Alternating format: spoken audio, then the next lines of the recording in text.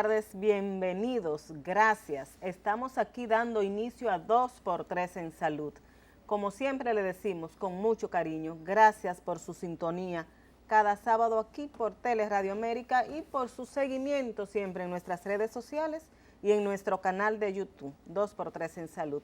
Hola Tati, ¿cómo estás? Tú te ibas a decir Tati. Muy fina, muy sureña. Fina. Sí, buenas tardes. Gracias a todos ustedes por su sintonía, por estar ahí con nosotros. Doris, mirando unos cambios en la temperatura y mirando unos cambios también en las lluvias. Eso es. Cambios climáticos que son los que al fin y al cabo afectan la salud. Bueno, porque pasamos de un calor enorme. Exactamente. No a fresco, pero un poquito más fresco, eso sí. Bueno, empezamos noviembre, ya el penúltimo mes del año. Se supone que ya la temperatura para esta fecha empiece a bajar. Esperemos que eso ocurra, pero también el mes empezó con situaciones de lluvia. Y eso, Tati, lo sabemos muy bien, que se convierte en un caldo de cultivo para que esta situación que estamos viviendo, esta epidemia de dengue, pues siga en aumento. Epidemia de la que no vamos a hablar mucho en este segmento porque tendremos hoy a un invitado especialista y un funcionario que será quien se encargará de darnos todos los detalles de cómo a nivel oficial se ven las cosas. Eso te iba a decir, a nivel oficial, pero sabemos nosotros que somos las que estamos viviendo el día a día de esta epidemia, la situación que se está viviendo en los centros de salud. Tú has estado recorriendo centros asistenciales, sobre todo hospitales pediátricos. Hemos conversado con dueños de clínicas, con administradores, con médicos del sector privado y sabemos que la situación es preocupante. Es prácticamente caótica y manejable porque, como hablamos nosotros en muchas ocasiones, no hay solamente dengue. Están cursando varias enfermedades virales, más las enfermedades, digamos, de siempre. Están en los hospitales. La gente no deja de ir al hospital si tiene, vamos a decir, un cáncer porque haya dengue. No, al contrario, esas consultas siguen. Entonces, los centros públicos y los centros privados están abarrotados de pacientes. Es una situación prácticamente de emergencia sanitaria. De emergencia. Me decía esta semana un subdirector de un centro de salud que le llama la atención también, solamente hablamos de niños, y es donde hay, claro está, la mayor incidencia del dengue en este momento, pero él decía que le está llamando la atención que hay muchos adultos, que aunque quizás esas estadísticas no las estamos manejando del día a día del todo, pero que le llama la atención que en esta ocasión está viendo muchos casos de adultos que han tenido que ser ingresados por dengue. Y Doris, mucha contradicción contradicciones entre los especialistas, por ejemplo, médicos pediatras que dicen no hay que ingresar a todo el mundo porque tenga dengue. Hay dengues y una madre, una periodista que tiene sus 2 hijos con dengue me decía no, yo no los he ingresado porque yo los reviso. Yo vigilo los signos de alarma. Si veo que lo necesito, claro, se necesita educación para eso. Se necesita educación. Información, entonces. Exacto, pero bien, cuando los centros de salud públicos, sobre todo en medio de esta situación caótica, deciden ingresar un paciente porque realmente lo necesita. Recuerda que las estadísticas, bueno, el viceministro de Salud Colectiva, que es nuestro invitado de hoy, lo ha dicho claramente, más del 54% de los casos que están llegando a los hospitales están presentando signos de alarma. Así es, signos de alarma son esos signos justamente que es, además de la fiebre, vómito, cuando el vientre del niño se abulta, dolor abdominal y cuando que es la parte más peligrosa, eso está pasando a un dengue más complicado. A un dengue más grave. Más grave. Que es el dengue grave. Bueno, pero vamos a irnos a una pausa comercial, vamos a regresar unos minutos con otros comentarios para luego dar paso a nuestro invitado de la tarde. Regresamos en un momentito. 2x3 en salud.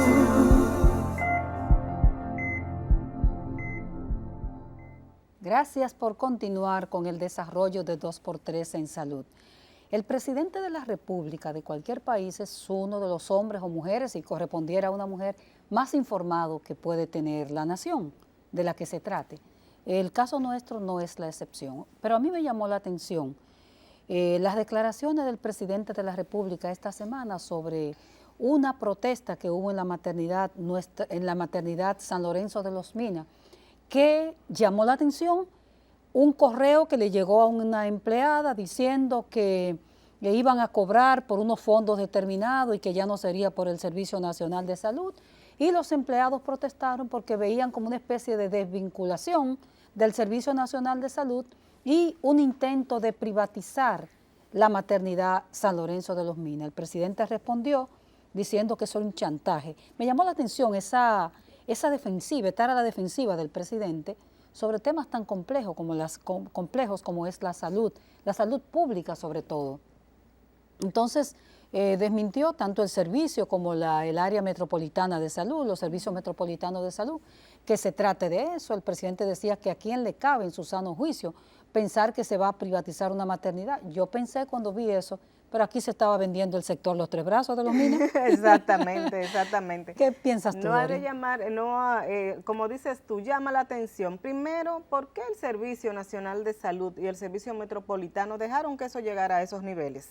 A niveles de que todo el personal del Hospital Materno Infantil San Lorenzo de los Minas se elevara en una protesta, paralizaran sus labores para protestar, porque eso estaba desde la semana pasada. Ya ese correo que tú haces alusión había recorrido redes sociales, Sí. había recorrido grupos de WhatsApp, de médicos, había llegado a manos de periodistas. Cuando lo vi, pensé, bueno, me parece extraño la maternidad de los Minas por el sector donde está ubicado, por la trayectoria y sabemos que tiene este hospital, pero ellos debieron salir a aclarar la situación si realmente eso nos estaba cocinando, como dicen, pero al personal de salud sí le llamó mucho la atención ese correo, porque en uno de los párrafos lo dice claramente, ya el hospital no pertenece al Servicio Nacional de Salud. Entonces, aunque no te digan directamente está privatizado, pero es lo que es el indicio que sentía ese personal, y sabemos que el Hospital Materno Infantil San Lorenzo de los Minas ha tenido siempre un personal bastante activo y aguerrido, o sea, cada vez que hay algo que le llama la atención, cuando tienen situaciones que no le permiten brindar los servicios, hay precariedades, hay debilidades en los servicios, hay carestía, que siempre la ha habido. Cuando aquella vez, cuando había que acostar 2 y 3 niños en una cama, ¿recuerdas eso? Con las parturientas. Claro. Ellos siempre han protestado. Y ellos, al ver que no le dieron a una respuesta oportuna, a tiempo, desmintiendo, como dices tú, esa situación, pues ellos protestaron, y lo que dice tú del presidente a uno le llama mucho la atención. Sí, porque esa forma tan airosa y agresiva para desmentir algo que ya el servicio y ya el área metropolitana habían desmentido. Agoten los procesos, es lo que uno siempre dice, agoten los procesos, sobre todo de conversaciones y de aclaración a tiempo. Doris, otro tema que quisiéramos tratar con brevedad, porque el tema es mucho más profundo de lo que pudiéramos abordar en minutos, es el tema de la salud mental, y no solamente de la República Dominicana, sino en el mundo. Esta semana, el doctor José Miguel Gómez Montero escribió un artículo, psiquiatra, escribió un artículo de opinión que tituló Un mundo sin salud mental, y se refería a todo, no solamente al patio nuestro, sino hablaba hasta de la salud mental. Él hace un recuento a nivel global de lo que está ocurriendo con las guerras, con los enfrentamientos, con todo esto que afecta y que, aunque esté lejos, como dice él, pero nos involucra a todos. Nos involucra a todos. Por ejemplo, esta orgía sanguinaria que hay en el Medio Oriente, una región convulsa, históricamente convulsa hasta desde la Biblia, pero en este momento, señora, ahí se está masacrando, y él justamente habla, ¿qué pasa por la salud mental de esos líderes? Exactamente. ¿Quiénes son los que nos dirigen? ¿Quiénes nos están dirigiendo? O sea, la salud mental de quienes nos dirigen. Totalmente, comenzando por Estados Unidos. O sea, ¿qué pasa? ¿Cómo es posible que estemos justificando la matanza de niños, el bombardeo de hospitales? Y que lo veamos bien de un lado y mal de otro lado, pero se está masacrando y son seres humanos los que se están afectando de ambos lados. Y gente basado mucho por ejemplo, que si Israel es el pueblo de Dios, basado mucho en religión, en religiones, en creencias y en manipulaciones históricas. También. Históricas. Entonces, recomendamos ese artículo. Usted lo puede buscar en la página de opinión, entrando a internet, del periódico Hoy, se titula así. Tocaba algo que desde ya un buen tiempo que los mismos especialistas de la conducta humana han estado esbozando y preocupándose en ese respecto, y es que hemos ido perdiendo la capacidad de asombro. Totalmente. Y que eso es muy peligroso, dicen ellos, al momento de para la salud del ser humano, porque cada vez vemos cosas más espeluznantes ¿Sí? y cada vez nos llama menos la atención o lo vemos y lo dejamos pasar. Sencillamente, ya eso indica que tenemos afectada nuestra salud mental y en ese sentido él decía que eso es una de las cosas que más preocupan cuando una sociedad en su conjunto pierde esa capacidad de asombro. Eso se llama deshumanización, despersonalización, nos vamos Así es, despersonalizando, costumbre a verlo. perdemos nuestra, y ahí mismo conecto con otro tema, hablando de la salud mental. Esta semana, yo al menos lo vi en el periódico Listín Diario, no sé si lo tienen los demás periódicos, pero es una historia de un niño que fue masacrado, maltratado, violentado, abusado no sexualmente, sino en términos de violencia, por otro, un niño de 9 años, por otros compañeritos entre 10, 11 y 12 años. Entonces es una cosa que uno... Eso ocurrió en Santiago. Eso ocurrió en Santiago, que uno no puede permitir que el asombro se le quite, porque estamos hablando de qué, estamos hablando de niños. Esto conectado, este caso de este niño conectado a un fenómeno que hay entre las megadivas, las presentadoras de televisión, Una violencia constante, los ¿verdad? nuevos líderes de opinión. Eso es, señores, el desorden que hubo el fin de semana pasado en la ciudad colonial. Es como un desmadre de la sociedad dominicana. Así se tituló el editorial del periódico. Sí, entonces es como un desmadre donde vamos perdiendo nuestros valores esenciales, donde la gente ha perdido esa capacidad de asombro, donde cualquiera te violenta y no pasa nada. Entonces aquí hay que retomar. Yo creo que aquí tenemos 50 años atrás de formación en valores, esa ética, de esa formación moral. en ética, en moral, en todo lo que usted quiere. Entonces, ¿cómo es posible que vamos desde un desmadre en la ciudad colonial, donde aquello parecía que estábamos en Sodoma y Gomorra prácticamente, si nos fuéramos a la Biblia, hasta un niño que es maltratado y amarrado por compañeritos en Santiago,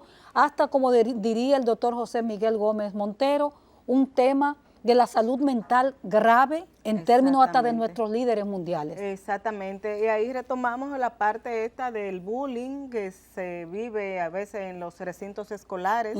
Bueno, esto fue vecinos de este niño que hicieron eso, entonces eso, como dices tú, llama la atención, hay que retomar lo que es la educación, hay que volver a esa educación en valores.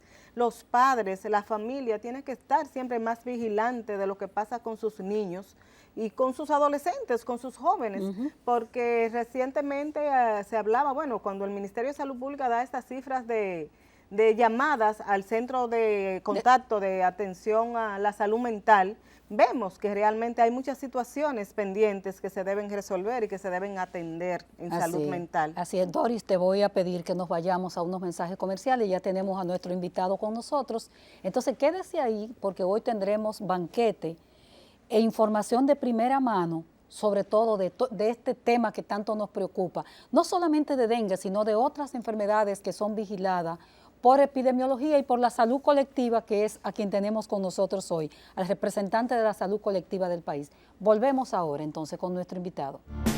2 por 3 en salud.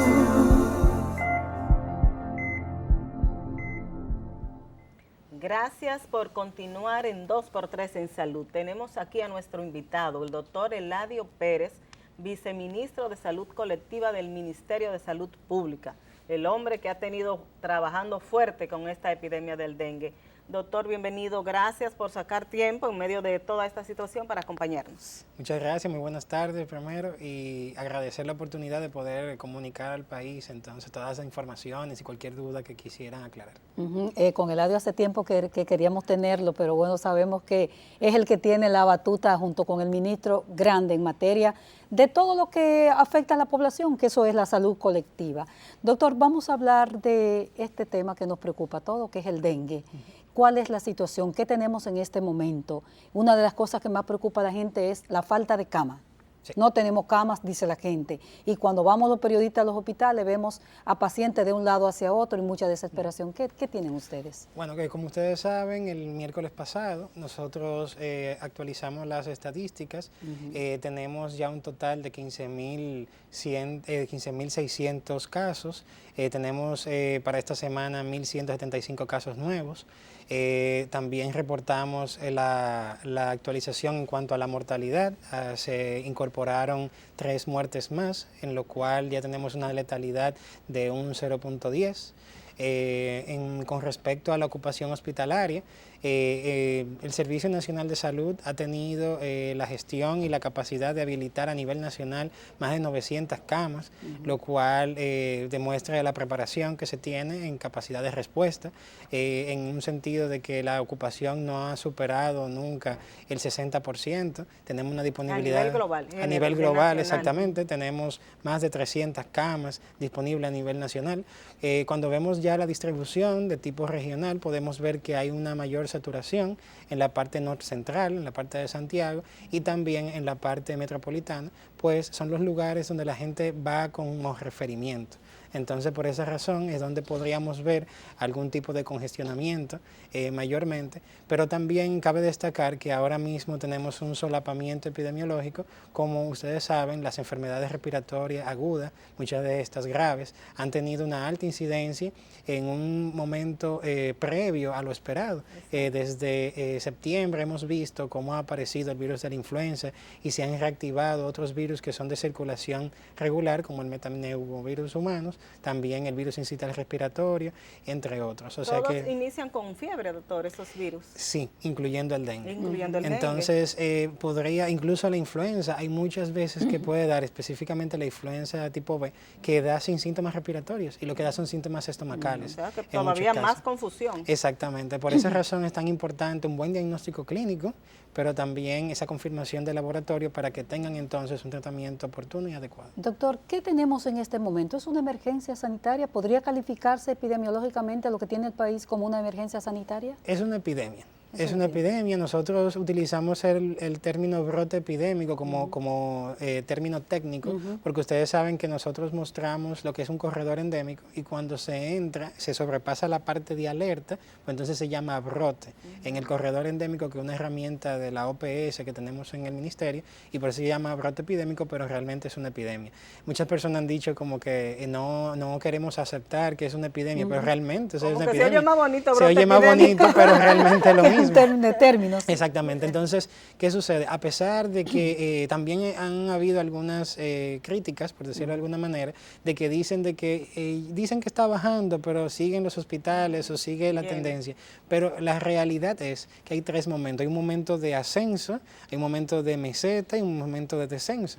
Entonces, independientemente vayamos ya en una meseta con tendencia al descenso, todavía no hemos vuelto a la parte de alerta. Seguimos en epidemia, seguimos en brote, pero ya no va en una fase ascendente. Pero ustedes mismos, perdóname, Dori, usted y el doctor Robert Paulino en otro escenario, habían dicho hace alrededor de mes y medio, 2 meses, que íbamos a entrar en una etapa de baja.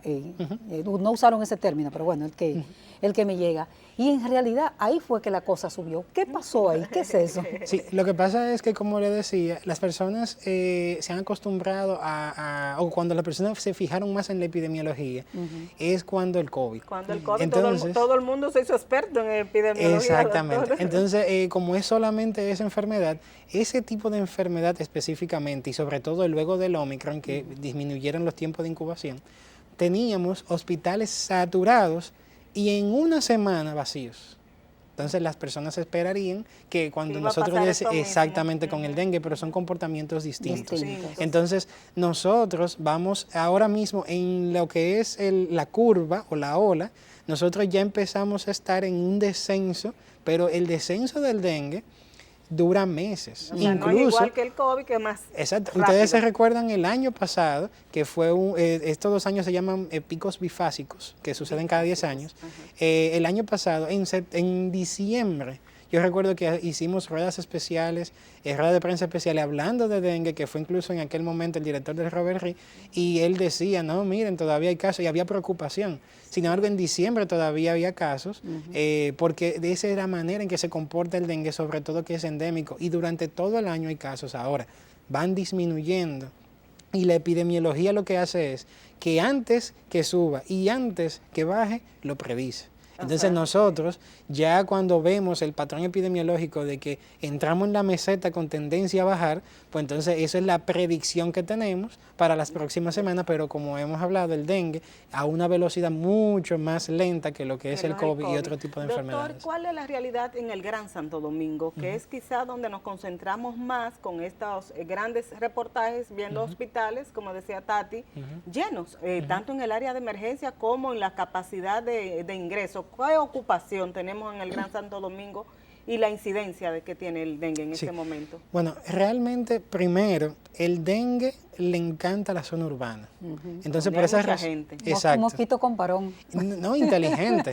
Inteligente, porque lo que pasa es que él vive, obviamente, de la fruta el varón y de la sangre la hembra. Entonces, donde hay mayor población, tiene mayor comida. Esa es la lógica del mosquito. ¿Eso es sobrevivencia? Sobrevivencia. Entonces, donde quiera que haya un charco, pues entonces él ahí florece y puede encontrar personas cercas, entonces tiene la oportunidad de picar. Entonces, todas las epidemias tienen un componente de susceptibles y personas que van creándose inmunidad, con el COVID, con el dengue y demás. Cuando llega un serotipo nuevo, que es el serotipo 3, que lo tuvimos en el 2019, pero previamente no se había identificado, hay mucha población que nunca ha tenido el virus, porque si le da un tipo de serotipo, no vuelve a repetir. Pero si le da uno diferente, sí puede repetir el dengue y puede llevar a la gravedad.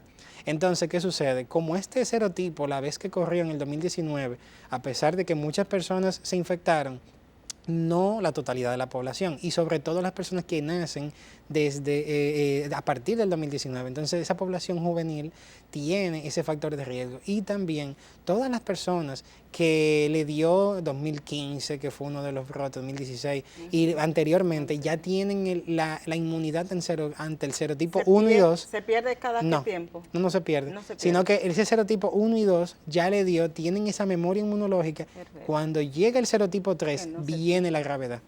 Entonces, por esa razón que estamos viendo que la gravedad y el mayor número de casos están dando en personas de 10 a 19 años.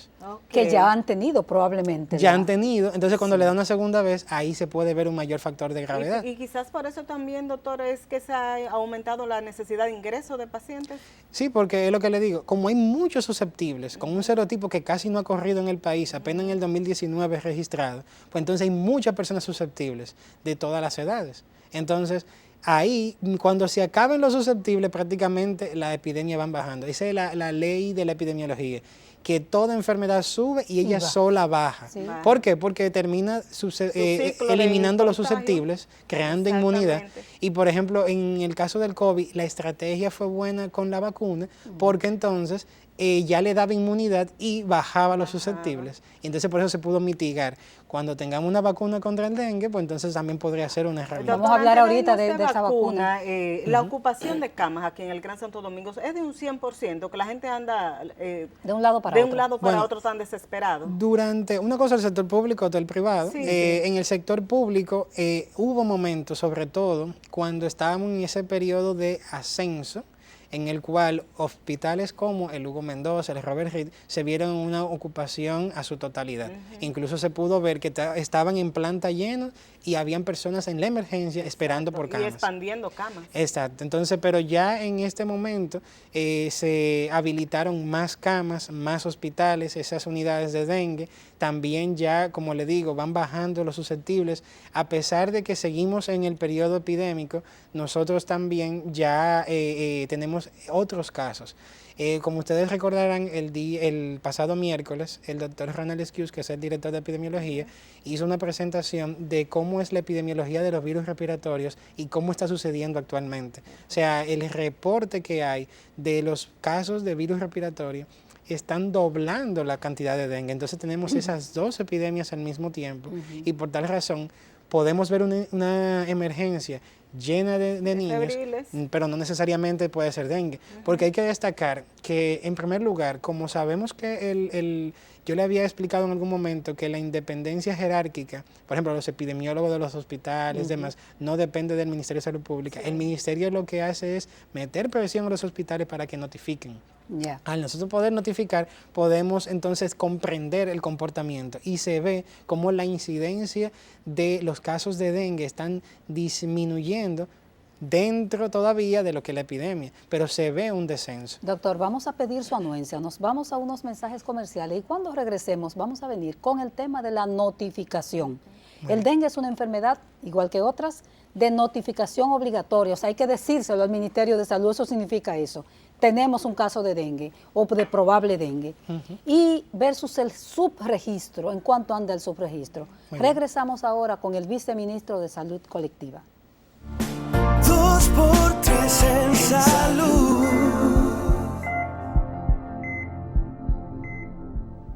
Continuamos conversando con el doctor Eladio Pérez, viceministro de Salud Colectiva del Ministerio de Salud Pública. Doctor, la pregunta de Altagracia, ¿en cuánto está el subregistro y de la notificación obligatoria que es del dengue? Y mi inquietud también va en ese mismo sentido, en medio de esta situación, donde sabemos que los médicos están sobrecargados, que los centros están sobrecargados, ¿se dedican tiempo ellos a realmente notificar? Muy bien. Bueno, en primer lugar, nosotros tenemos lo que es la notificación obligatoria, que son unas decenas de enfermedades que Siempre tienen que ha sido un dolor de cabeza eso, doctor. Sí, eso es la realidad. Esa es la realidad. Yo incluso tengo experiencia como epidemiólogo hospitalario y sé realmente que hay un rezago, un retraso en la notificación. Entonces, ¿qué sucede?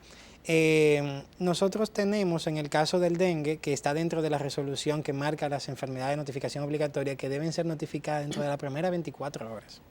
Uno le da ese compás de espera, se lo lleva a las 48, pero la realidad es que apenas el 42% llega oportunamente.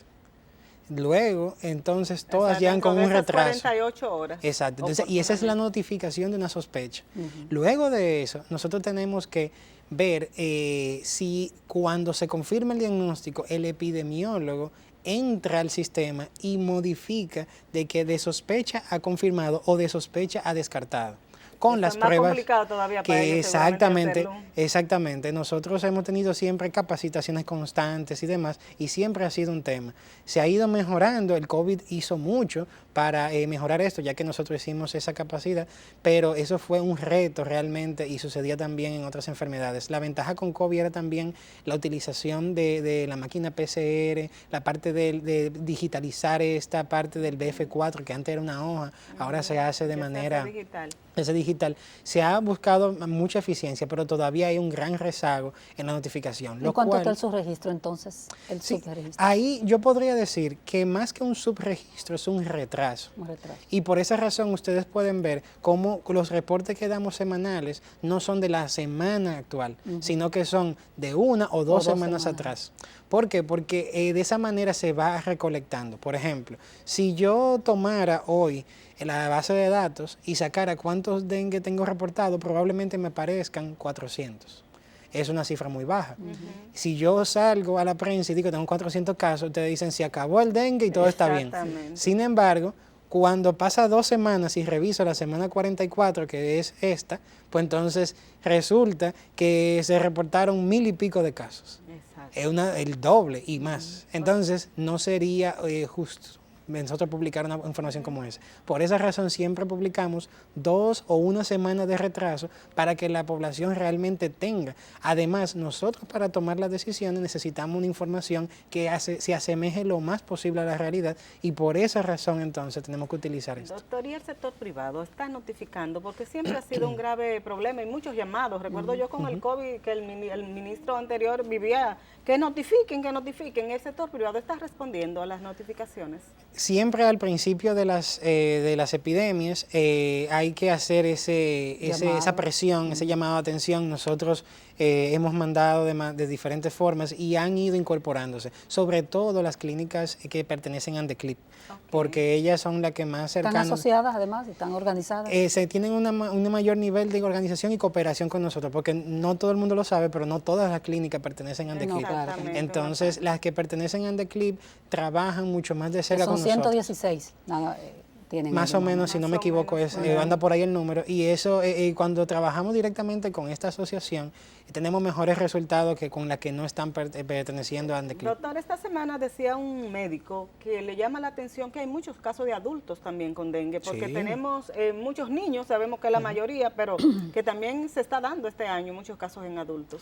Sí, sobre todo la susceptibilidad, porque un adulto normalmente le pudo dar el serotipo 1, serotipo 2, pero ahora con el serotipo 3, si no tiene memoria inmunológica, tendrá dengue si le pica el mosquito.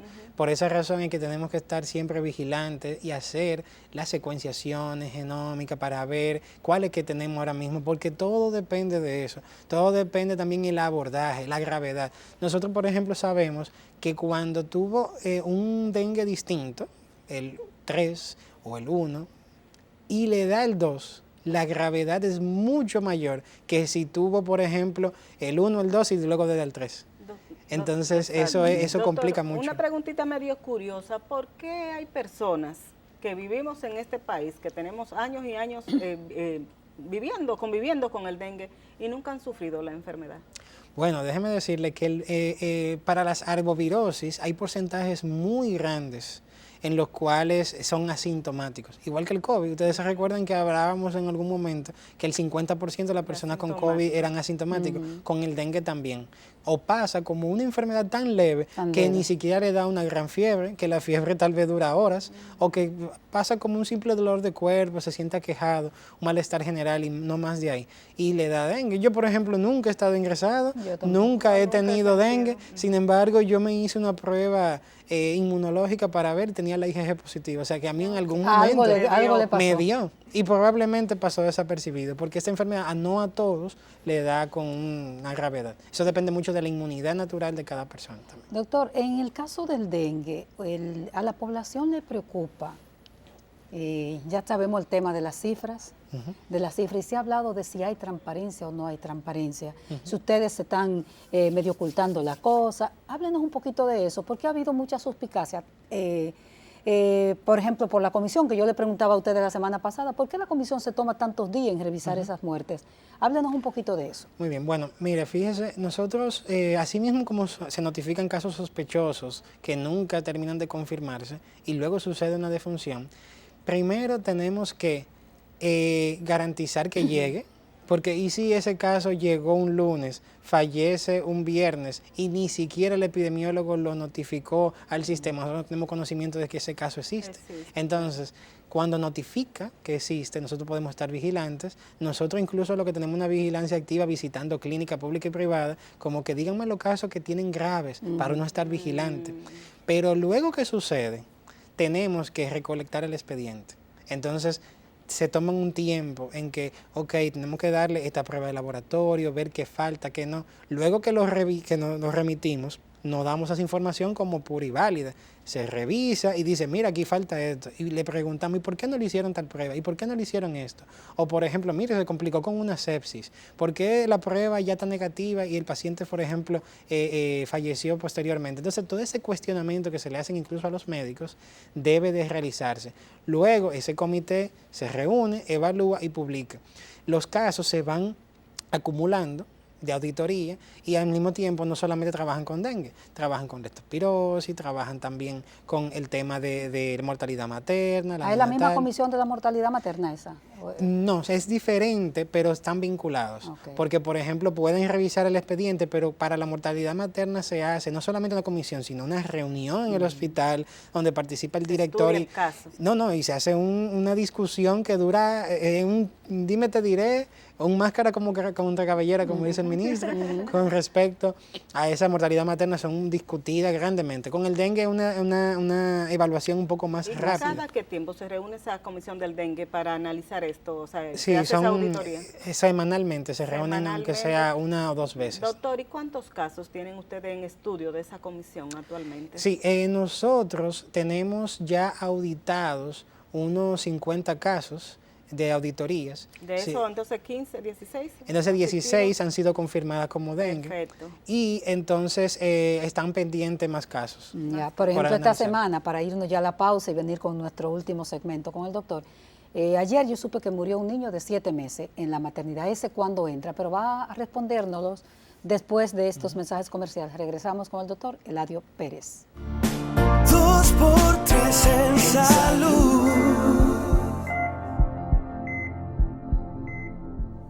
Continuamos con el doctor, el tiempo se va rápido, Volando. en buena compañía, con el doctor Eladio Pérez, que queríamos hablar de él como epidemiólogo, pero el tiempo no nos va a alcanzar.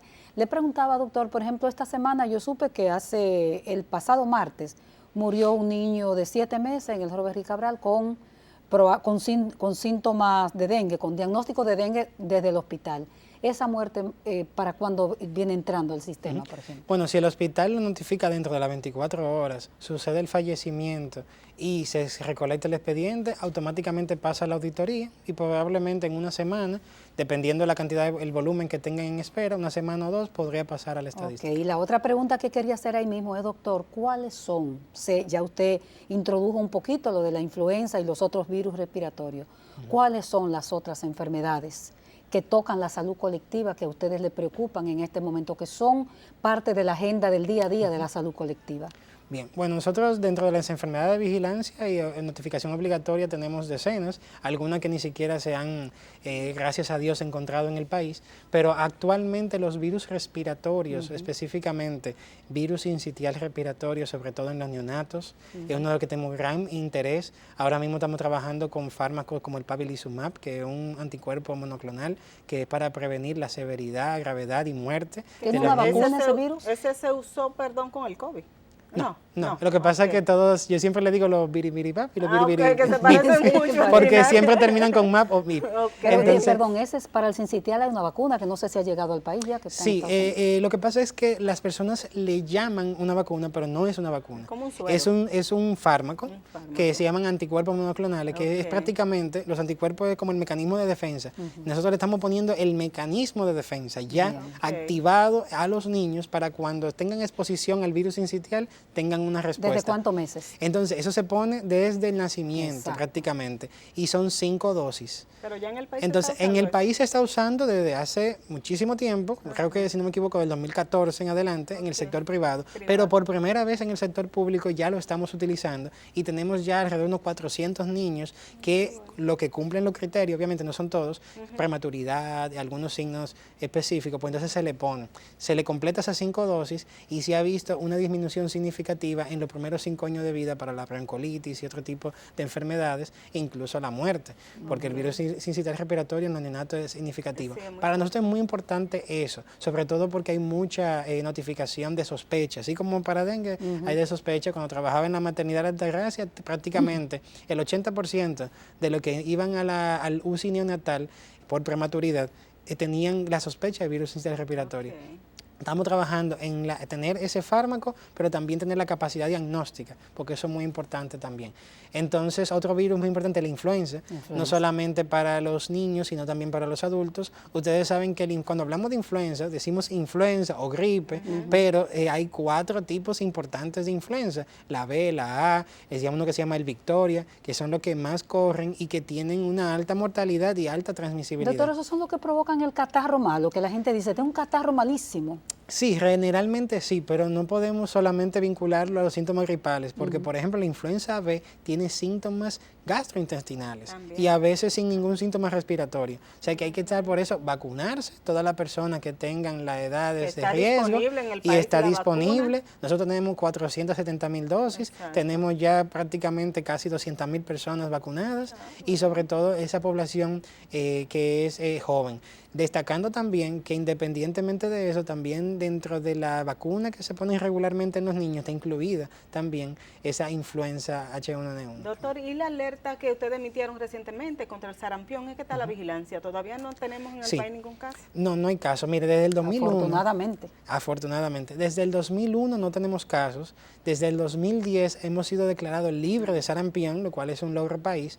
Y con respecto a la situación actual, nosotros estamos aumentando la vigilancia. Y cualquier caso de erupción, nosotros lo mandamos a vigilar. Pero regularmente lo que sale es o a dengue, porque el dengue produce rash, produce también varicela, que se confunde mucho, y a veces las alergias. Hasta ahora, gracias a Dios, nosotros no hemos captado el primer caso, pero tenemos que estar muy vigilantes porque cuando vemos que otros países han perdido la certificación y son países con mucho turismo o mucha migración o mucho flujo aéreo, ya sabemos por experiencia del COVID que podría cualquier cosa llegar. En cualquier momento. Por esa razón hay que fomentar la vacunación. Nosotros por eso en el año pasado teníamos más del 100% de vacunación. En este año no hemos acabado, ya vamos por el 89% en vacunación. O sea que tenemos que seguir aumentando la inmunidad porque si tenemos la vacuna y llegase el virus, no se transmite. Doctor, pero ¿qué hemos visto nosotros, al menos con los años que tenemos cubriendo salud? Que las madres son muy preocupadas por vacunar a sus hijos chiquititos. Yo creo que en eso hay que decir que hemos avanzado, nada más todo no es negativo, que hemos avanzado y las madres tienen, no sé qué piensa usted, mayor conciencia de eso. Sí, así es. Gracias a Dios las madres tienen mucha preocupación, mucha responsabilidad, incluso ustedes ven cómo tienen sus cartillas y demás, pero nosotros vemos que con el COVID empezaron a haber dudas con respecto a la vacunación y por eso estamos haciendo campañas específicas de concientización. Además de que, por ejemplo, estamos implementando en el país, comenzamos con el COVID y ya vamos a comenzar próximamente con el otro grupo de vacunas, un registro nominal electrónico, donde ya cada centro de vacunación, además de que se haga el registro en este gran libro que ustedes siempre han visto, tendrán un registro digital y una persona, ustedes saben que ya nosotros, cada niño que nace con un número de cédula, pudiera entrar a una base de datos electrónica, ponerla y ver cuáles vacunas se has puesto exactamente electrónico, lo cual se continuará fortaleciendo con un expediente clínico que tenemos planes también para el año que viene. Llamaría a la madre, mira, le falta esta vacuna. Exactamente, a ese punto, con el Ministerio de Educación. Doctor, el tiempo se nos va, pero díganos brevemente, usted es epidemiólogo, ¿dónde estudió? Porque no hemos hablado del doctor Doris y el tiempo se nos fue. Con dengue. Con dengue seguido. ¿Usted dónde estudió? ¿Dónde ha trabajado aquí? Porque lo hemos visto mucho como viceministro de Salud Colectiva. Bueno, yo tengo diferentes formaciones. Yo estudié Salud Pública Internacional y Epidemiología en la Escuela la Escuela de Sanidad de España, que es del Hospital Carlos III. También yo estudié Gerencia Hospitalaria en la Organización Industrial, se llama, la Escuela de Organización Industrial de Madrid.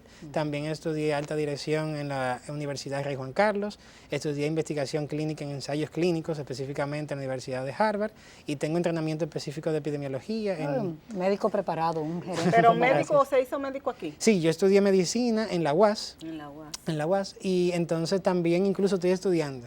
Estoy estudiando ahora en la Facultad de Ingeniería de INTEC. ¿Cómo? ¿Y qué está haciendo? Estoy haciendo ciencia de datos, que es la práctica de lo que es programación, inteligencia artificial y demás, que es el futuro incluso de la medicina. Sí, hay que seguir estudiando siempre, eso no se puede Así parar. es. Bueno, doctor, la verdad que muy complacida. Ojalá que siempre que tenga chance, tenga un programa especializado en temas de salud y nosotros deseosa de llevar contenidos buenos a la gente para que esté informada, educada para la toma de decisiones. Aquí estamos a su disposición cuando tenga temas importantes de la salud colectiva. Gracias al doctor Eladio Pérez. Gracias a ustedes. Sí, y gracias a usted. El próximo sábado a las 6 de la tarde nos vemos por aquí por Tele Radio América.